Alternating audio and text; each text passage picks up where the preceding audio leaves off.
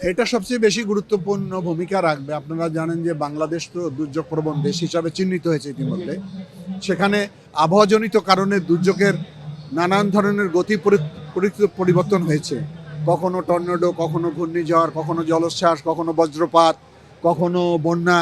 এই যে নানান ধরনের পরিবর্তন কাছে আমাদের বাংলাদেশে তেমন কোনো গবেষণা হয়নি।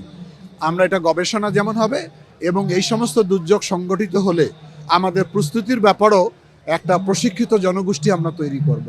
আমি মনে করি যে আমাদের তো বন্যা হলে বন্যা আশ্রয়কেন্দ্র রয়েছে, সাইক্লোন হলে সাইক্লোন শেল্টার রয়েছে। এগুলোর নানান কাজ আমাদের ধারাবাহিকভাবে অব্যাহত থাকবে।